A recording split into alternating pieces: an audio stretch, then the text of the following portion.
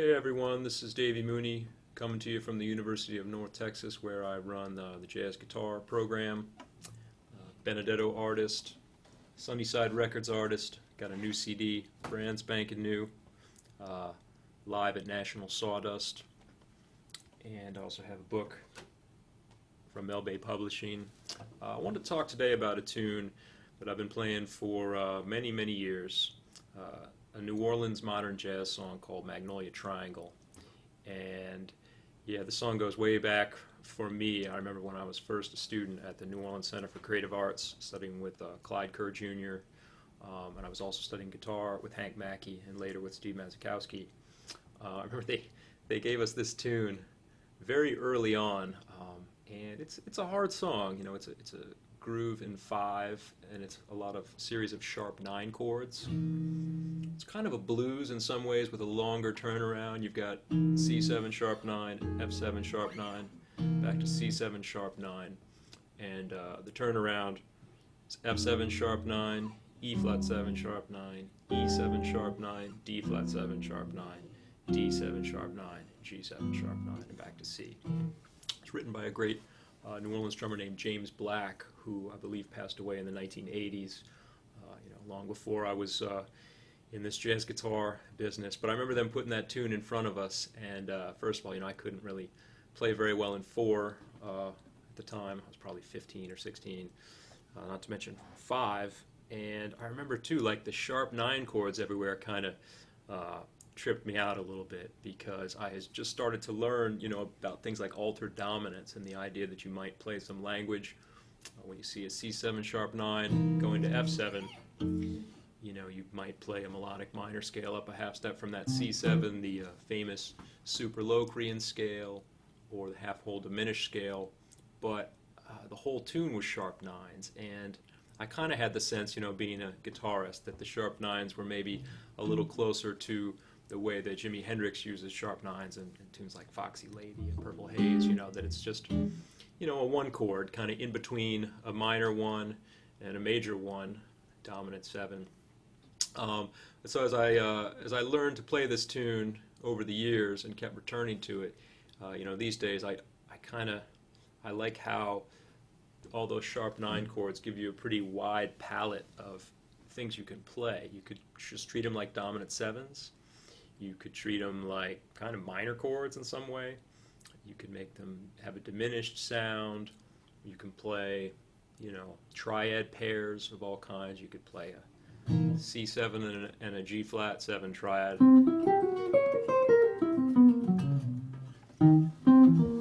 So many things you can do on that tune, and so I really explored it. But it messed me up as a young person, harmonically and rhythmically.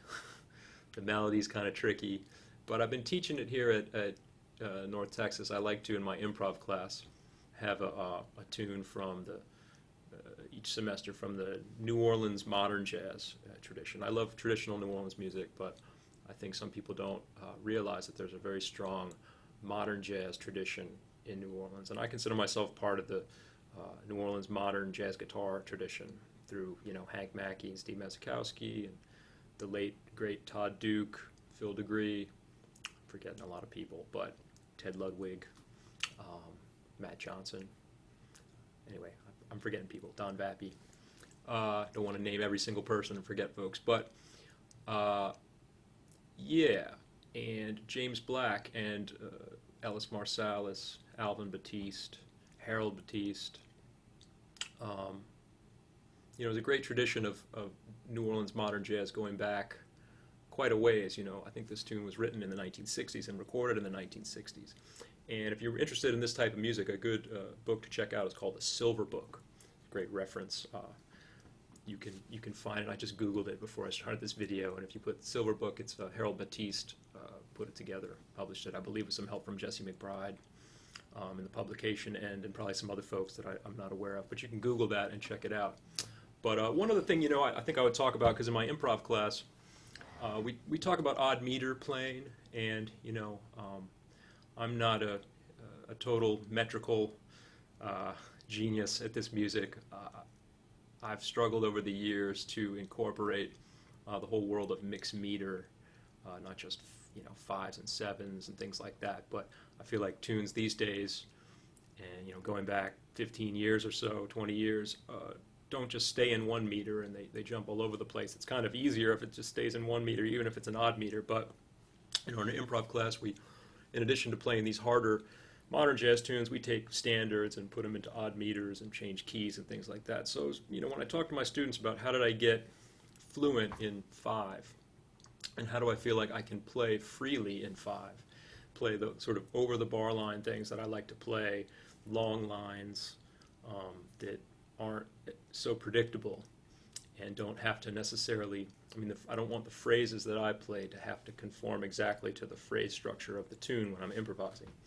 And one thing I worked on, I remember, especially when I was in the Monk Institute, I needed to shed this a lot because it seemed like every tune that we wrote was, I tell the students, it made you feel like you had to relearn how to play music again.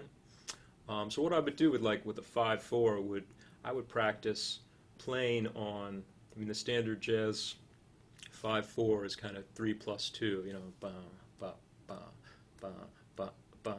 And I would practice just playing on the 3 part of the beat, of the measure for a chorus or so, and then I would practice playing on the 2 part of the measure so that I could feel like I could internalize that pulse to where I could eventually improvise freely on it. So I'll try to demonstrate that.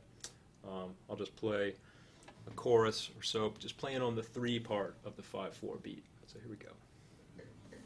1, 2, 3, 4, 5.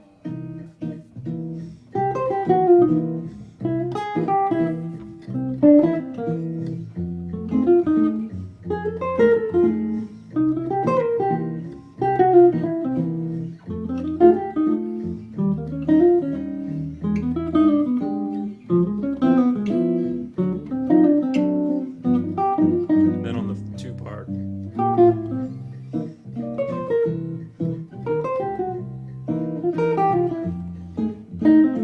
Maybe go into the next part. And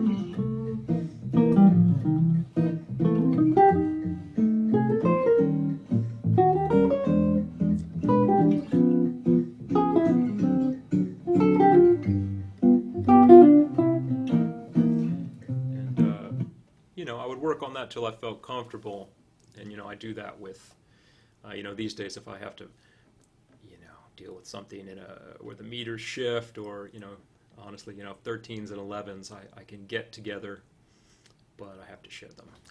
5s and 7s and things like that I can kind of just play fluently and play my kind of long line things on it. So anyway, I'm gonna play about 4 choruses on Magnolia Triangle. And yeah, pick up the Silver Book, y'all. I also really love the record Whistle Stop, the Ellis Marsalis album with Branford Marsalis and Robert Hurst and Tane playing this tune.